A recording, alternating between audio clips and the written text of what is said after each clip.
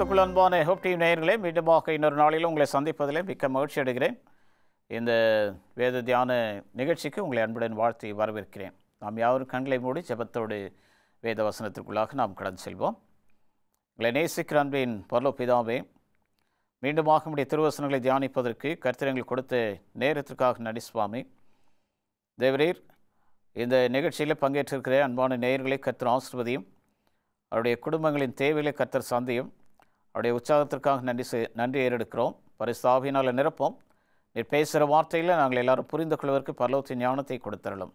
உடைய வார்த்தைகள் கேட்கிற நேயர்களுக்கும் எங்களுக்கும் ஆசீர்வாதமாக அமைய கர்த்தர் கிருபை செய்யும்படியாய் இயேசு நாமத்தில் பிதாவே, ஆமென்.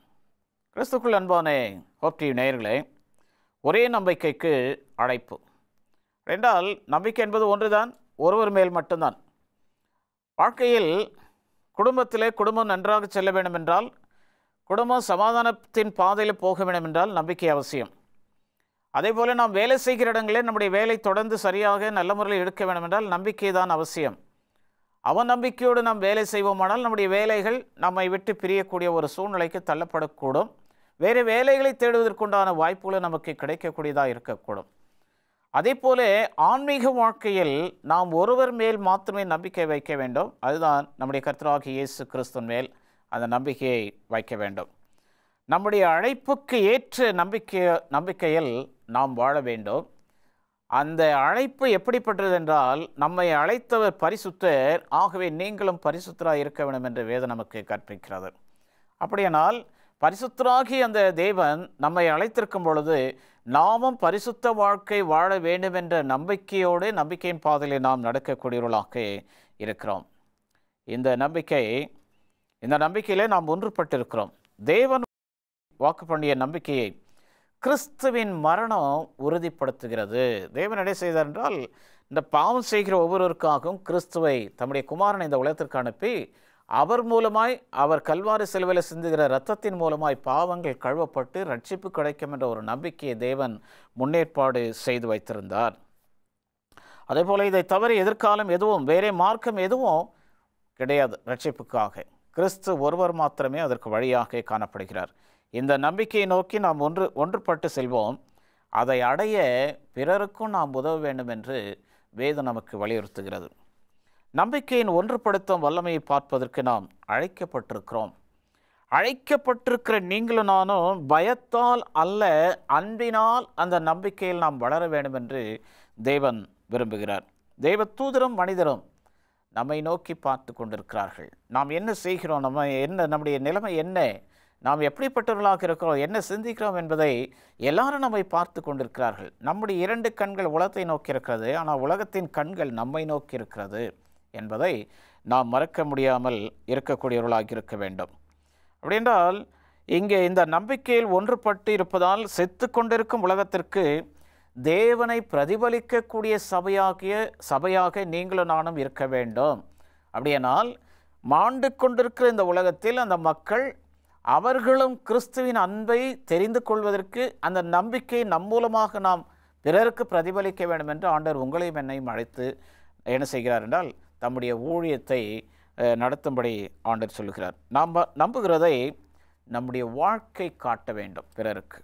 அப்படி என்றால் பிறர் மனம் மாறுவதற்கு நம்முடைய வாழ்க்கையை ஒரு பிரசங்கமாக அமைய வேண்டும் என்று தேவன் விரும்புகிறார். தீத்துக்கு எழுதின நிருபம் 1 அதிகாரம் 3வது வசனத்தில், பொய்யுரையாத தேவன் ஆதிகாலம் முதல் நித்திய ஜீவனை குறித்து வாக்குத்தத்தம் பண்ணி அதை குறித்த நம்பிக்கை பற்றி தேவ பக்திக்கு ஏதுவான சத்தியத்தை அறிகிற அறிவும் விசுவாசமும் தேவனால் தெரிந்து கொள்ளப்பட்டவர்களுக்கு உண்டாகும்படி என்று பவுலார் சொல்லுகிறார். ஆண்டவர் என்றைக்குமே பொய் உரைக்க மாட்டார். பொய்யுரையாத தேவன், அவர் பாவம் செய்யும் மனிதன் அல்ல, அவர் பொய் சொல்லுவதற்கும் ஒரு மனிதன் அல்ல. அவர் பரத்திலிருந்து இந்த உலகத்திற்கு மனிதனாய் வந்தவர், பூரண மனிதன், பூரண கடவுள் என்று நாம் வேதத்தில் அவரை குறித்து தியானிக்கிறோம். பாத்திரமான வாழ்க்கை ஒருவரை ஒருவர் தாங்க வேண்டும். எபேசியர் 4 அதிகாரம் முதல் 2 வசனங்களில் அப்போஸ்தலனாகிய பவுல் எப்படியா சொல்லுகிறார்? எபேசியர் 4:1-2, ஆதலால் கர்த்தர் நிமித்தம் கட்டுண்டவனாகிய நான் உங்களுக்கு சொல்லுகிறது புத்தி என்னவெனில், நீங்கள் அழைக்கப்பட்ட அழைப்புக்கு பாத்திரவான்களாய் நடந்து, நாம் எதற்காக அழைக்கப்பட்டிருக்கிறோம்?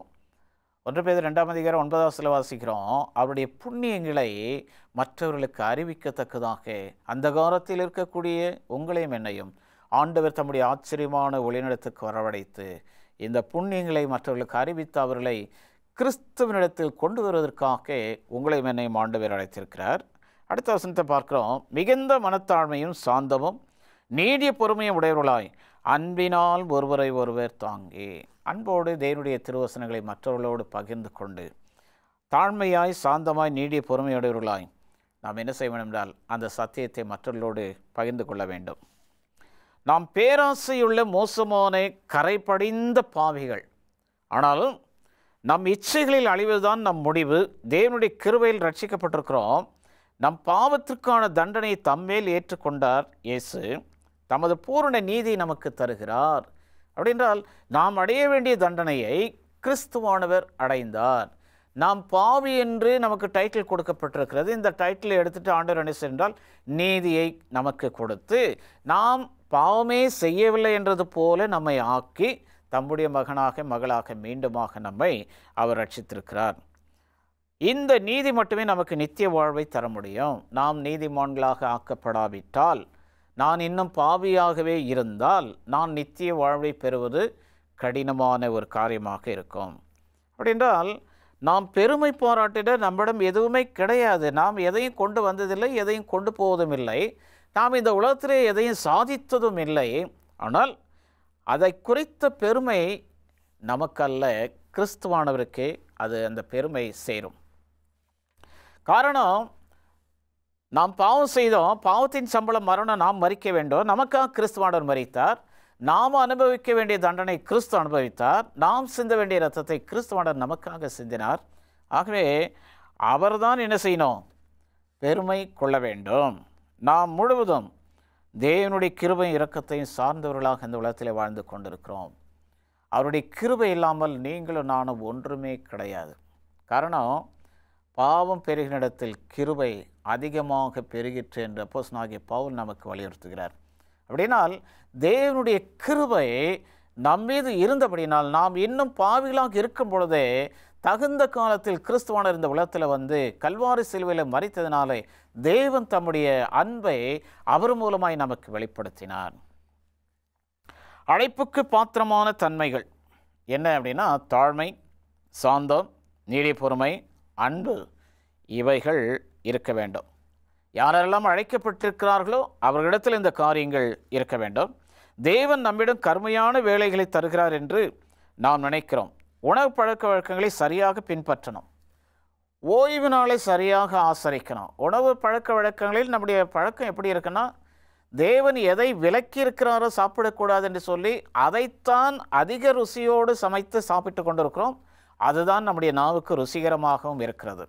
ஆனால் தேவன் புசிக்க வேண்டும் என்று சொன்ன உணவுகளை நாம் சரியாக புசிப்பதில்லை, ஆரோக்கியமாகவும் நாம் வாழ்வதில்லை. ஓய்வு நாளையும் நாம் என்ன செய்கிறோம்? மீறிக்கொண்டு தான் இருக்கிறோம். நான் செவன்த் டே அட்வென்டிஸ்ட் திருச்சபை அப்படின்னு சொல்லிடுறோம். ஒரு ஓய்வு நாளுக்கு 24 மணி நேரத்தை ஆண்டவர் கொடுத்திருக்கிறார். அதில் ஒரு 8 மணி நேரம் நீங்கள் நித்திரை அடைவதற்காக ஒதுக்கிவிடுங்கள். மீதி 16 மணி நேரம் நாம் என்ன செய்கிறோம்? அந்த 16 மணி நேரத்தை எப்படி கழிக்கிறோம்? தேவாலயத்துக்கு ஓய்வு நாள் காலையில் மாத்திரமே தேவனுடைய ஆலயத்துக்கு வருகிறோமே தவிர ஓய்வு நாள் ஆரம்ப ஆராதனையில் பங்கேற்பதில்லை, ஓய்வு நாள் முடிவு ஆராதனையில் பங்கேற்பதில்லை.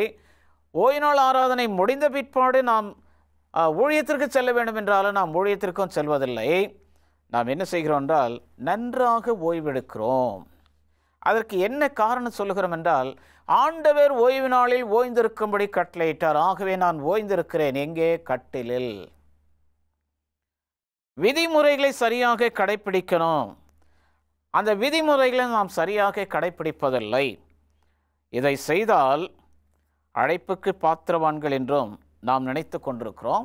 இதை மட்டுமல்ல, வேதம் நமக்கு என்ன எச்சரிப்பை கொடுக்கிறதோ அவை எல்லாவற்றையும் நாம் செய்யக்கூடியவர்களாக இருக்கிறோம். இவற்றுக்கு ஓரிடம் இருக்கிறது. ஆனால் தேவன் நமக்கு உள்ளே பார்க்கிறார்.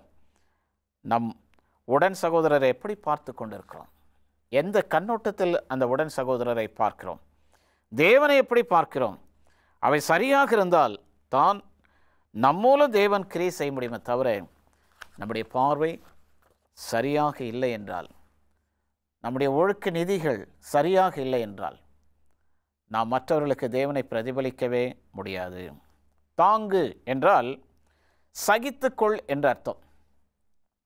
நான் நம்பிக்கையுள்ள கூட்டம், நமக்கு ஒரே நம்பிக்கை உண்டு, ஆனால் பழகுவதற்கு கடினமான சகோதர சகோதரிகள் நம் மத்தியில் உண்டு. அவர்களோடு பழக நமக்கு கொஞ்சம் அதிக இரக்கம் இருக்க வேண்டும். அவர்களை சகித்து கொள்ள வேண்டும். அதை அன்பினால் செய்ய வேண்டும். அன்பு இல்லாவிட்டால் சகிக்கவே முடியாது. சாட்சியாகும் என்ற புத்தகத்தில் வால்யூம் 2 பக்கம் 319 அம்மையார் இப்படி எழுதுகிறாங்க, சகோதரியே, நீங்கள் உங்கள் நம்பிக்கை இழக்க தேவையில்லை. தேவ வாக்குறுதியில் தரித்து நில்லுங்கள்.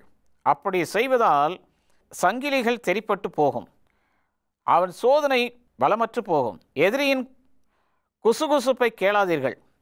இன்றைக்கி நிறைய நம்ம விருப்பமாக செய்யக்கூடிய காரியம் இதுதான். எதிரிகள் குசுகுசுப்பாக இருந்தாங்கன்னா அதை காது கொடுத்து கேட்டுக்கிட்டே இருப்போம், என்ன பேசுகிறாங்க அப்படின்னு. நமக்கு தேவையில்லாத ஒன்று. தேவையில்லாத பிரச்சனையில் நாம் போய் மாட்டிக்கொள்ளக்கூடாது. தேவையில்லாத சோதனையில் போய் நாம் விழுந்து விழக்கூடாது. அதே போல் அவர்களை சகித்து கொள்ள வேண்டும். அவர்களை அன்பினால் நாம் என்ன செய்ய வேண்டும்? நம்மோடு சேர்த்து கொண்டு அந்த கிசுகிசுப்பிலிருந்து நாம் விடுதலையாக வேண்டும். ஒடுக்கப்பட்ட ஆத்மாவுக்கு விடுதலை கிடைக்கட்டும்.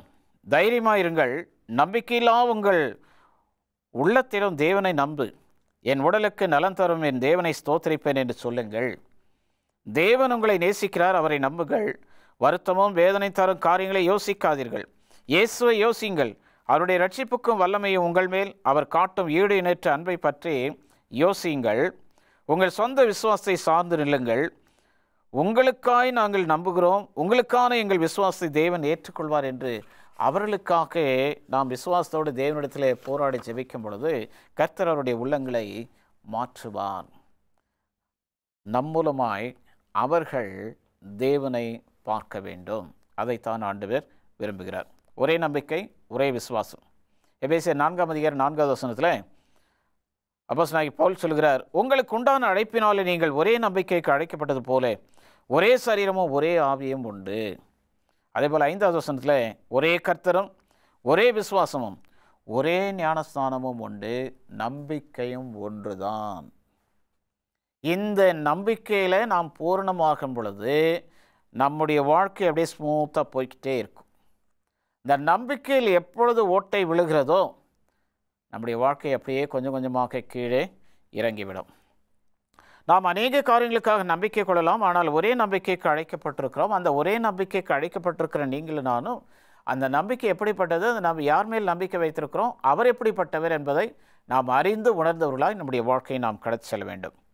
தீத்து 2:13 அப்போஸ்தலனாகிய பவுல் எப்படியா சொல்கிறார், நாம் நம்பியிருக்கிற ஆனந்த பாக்கியத்துக்கும் மகாதேவனும் நமது இரட்சகருமாக இயேசு கிறிஸ்துனுடைய மகிமையின் பிரசன்னமாவதற்கும் எதிர்பார்த்து கொண்டிருக்கும்படி அந்த நம்பிக்கை நமக்கு போதிக்கிறது.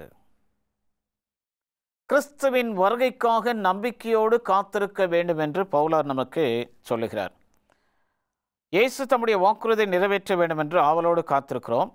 நாம் பல பிரிவுகளாக இருக்கலாம், ஆனால் என்ன செய்கிறோம் என்றால் அந்த நம்பிக்கை நம்மை ஒன்றுபடுத்துகிறது. நம் எண்ணங்களும் நோக்கங்களும் ஒன்றாகின்றன.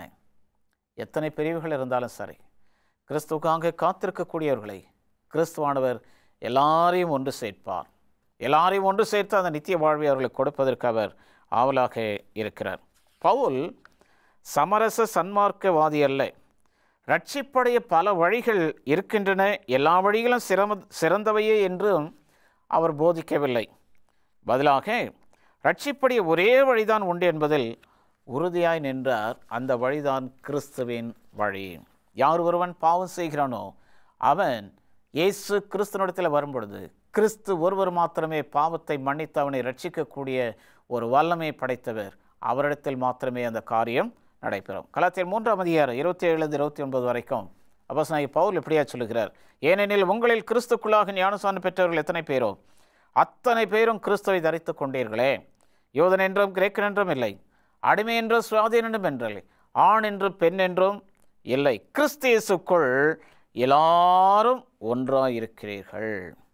அதே போல நீங்கள் கிறிஸ்துனுடையவர்களானால் ஆபிரகாமின் சந்ததியாராயும் வாக்குதத்தத்தின்படி சுதந்திரராயும் இருக்கிறீர்கள்.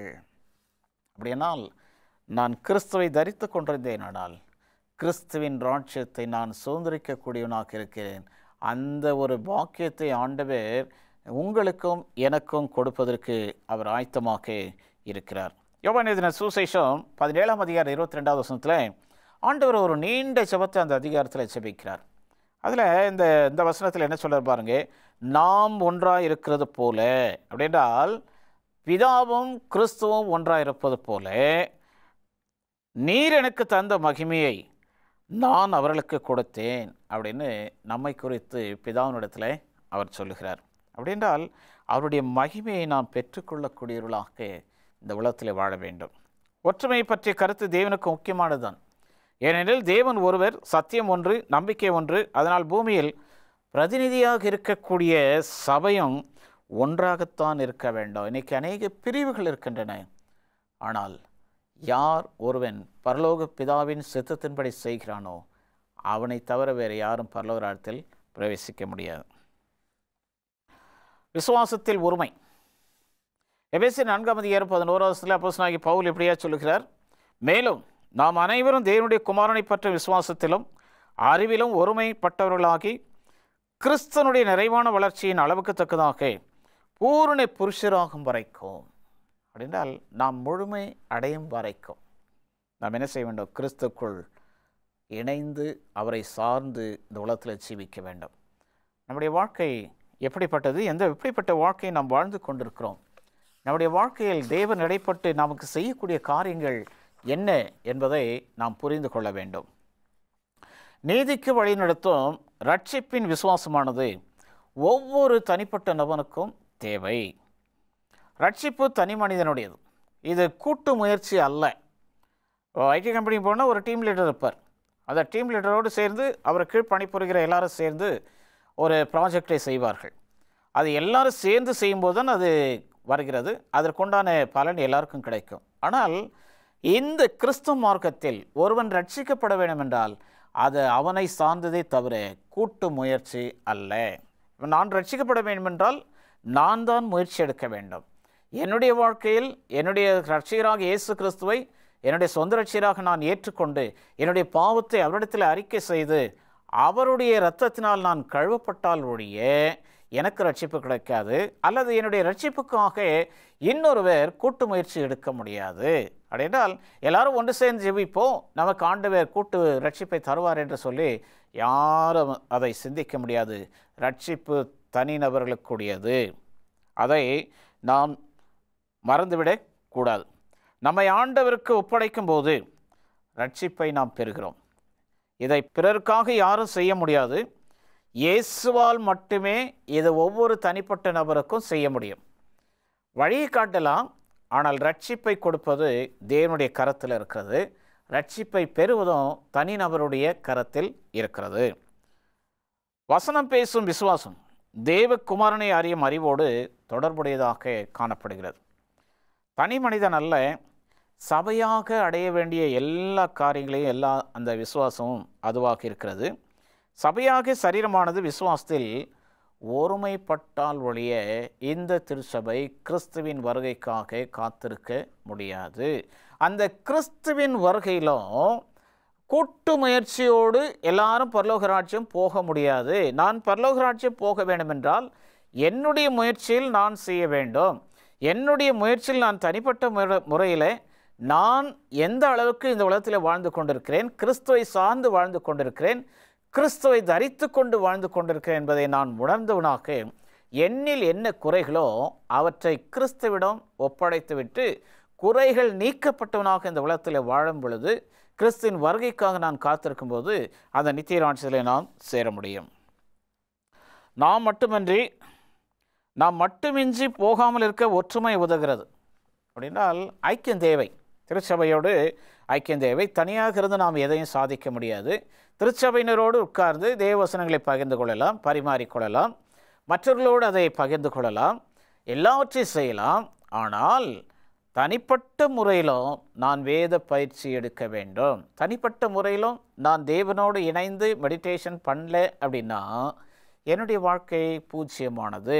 ஏனென்றால் நான் ஒவ்வொரு நாளிலும் என்னுடைய தனிப்பட்ட முறையில் நான் செய்யாமல் கூட்டு முயற்சியோடவே உட்கார்ந்து நான் செய்து கொண்டிருந்தேனானால் இந்த கூட்டு முயற்சி ஒருவேளை அது ஓய்வு நாளில் வரலாம், வாரத்துக்கு ஒரு முறை தான். ஆனால் மீதி இருக்கிற 6 நாட்கள் நாம் என்ன செய்து கொண்டிருக்கிறோம்? இந்த ரட்சிப்பின் பாதைக்காக, நம்முடைய ரட்சிப்பின் முயற்சிக்காக நாம் என்ன செய்து கொண்டிருக்கிறோம்?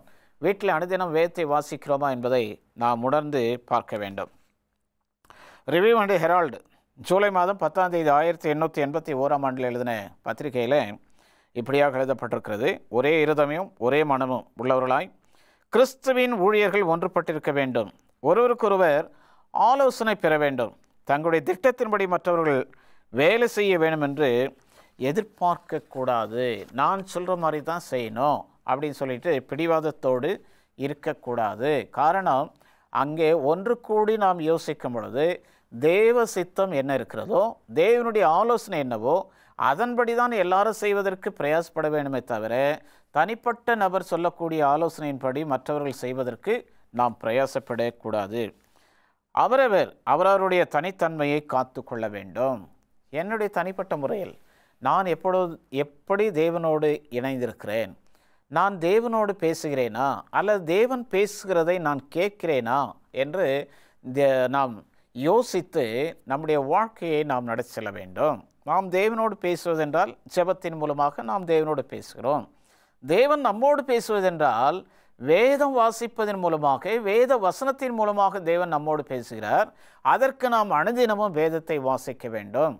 வேதத்தை வாசிக்காத பட்சத்தில் நம்முடைய வாழ்க்கையில் எதுவுமே நம்மால் சரியான தீர்மானம் எடுக்க முடியாத சூழ்நிலையில் இருப்போம். தேவனும் நமக்கு ஆலோசனை தருவதை நிறுத்திவிடுவார். காரணம், நாம் தேவனை தூரப்படுத்தி உலகத்தோடு சேர்ந்திருப்பதால் நம்முடைய வாழ்க்கை அந்தகாரத்திற்குள்ளாக போய்விடும். மற்றவர்களை தங்களிலும் மேன்மையானவர்களாக எண்ணி பிறர் நன்மைக்காக நாம் வாழ வேண்டும். பொறாமையும் எரிச்சலையும் உண்டாக்கி பாசத்தை தவிர்த்து நம்பிக்கை தளர்த்தி சந்தேகத்தை வளர்ப்பது சாத்தானுடைய வேலையாக இருக்கிறது. சாத்தானோடு இணைந்து நாமும் இப்படிப்பட்ட வேலை செய்யாதபடிக்கு தான் ஆண்டவர் நம்மை விசேஷித்த ஜனங்களாக தேர்ந்தெடுத்து தம்முடைய சொந்த ஜனமாக அவர் ஆக்கி கொண்டிருக்கிறார். அதே போல பலவீனர்களின் நன்மைக்காகவும் கிறிஸ்துவின் கிருபைக்காகவும் பாவிகளின் மனம் திரும்புதலுக்காகவும் பாவிகளுக்கு வழிகாட்டிகளாகவும் நாம் இருக்க வேண்டும் என்று ஆண்டவர் சொல்லுகிறார். அப்படியானால் துன்மார்க்கத்தில் இருக்கக்கூடியவர்களுக்கு நாம் அறிந்த சத்தியங்களை அவர்களோடு பகிர்ந்து கொண்டு நம்முடைய வாழ்க்கையின் சாட்சியை அவர்களுக்கு சொல்லும் பொழுது நிச்சயமாக அவர்கள் மனம் திரும்புவார்கள். அந்த நம்பிக்கையில் நீங்களும் நானும் வாழும் பொழுது தேவ ராஜ்யத்தில் செய்வோம். அப்படிப்பட்ட பாக்கியத்தை ஆண்டவர் உங்களுக்கு எனக்கு கொடுத்து ஆசீர்வதிப்பாராக. ஜெபம் செய்வோம். நேசமுள்ள ஆண்டவரே, கேட்ட நல்ல சத்தியங்களுக்காக நன்றியோடு துதிக்கிறோம். ஆண்டவரே, இந்த நிகழ்ச்சியை பார்த்து கொண்டிருக்கிற நேயர்களையும் அவருடைய குடும்பங்களையும் அவருடைய வேலைகளையும் அவருடைய வருமானங்களை ஆசீர்வதித்து அவருடைய தேவைகளை எல்லாவற்றையும் கர்த்தர் சந்திக்கும்படியாய் மன்றாடுகிறோம். மீண்டும் நாங்கள் ஒரு சந்திக்கு வரை கர்த்தர் பொறுப்பேற்று வழிநடத்தும்படியாய் இயேசு நாமத்தில் பிதாவே, ஆமென். கிறிஸ்துவுக்குள் அன்பான ஹோப் டிவி நேயர்களே, இந்த நாளின் நிகழ்ச்சி உங்களுடைய வாழ்க்கைக்கு ஆசீர்வாதமாக இருந்திருக்கும் என்று நான் நம்புகிறேன். உங்களுடைய ஜெப தேவைகளை இந்த ஸ்க்ரீனில் காணப்படுகிற 2ற்கு தெரியப்படுத்துங்கள். உங்களுக்காக ஜெபிக்க நாங்கள் காத்திருக்கிறோம். இந்த நிகழ்ச்சியை யூடியூப் வாயிலாகவும் உங்களுக்கு ஒளிபரப்பி கொண்டிருக்கிறோம். அதை நீங்கள் பாருங்கள், மற்றவர்களையும் காணும்படி செய்யுங்கள். நீங்கள் செய்கிற அந்த ஊழியத்தை கர்த்தர் ஆசீர்வதித்து அந்த ஆசீர்வாதங்களை உங்களுடைய குடும்பத்தில் நிறைவாய் கட்டளையிடுவாராக. ஆமென்.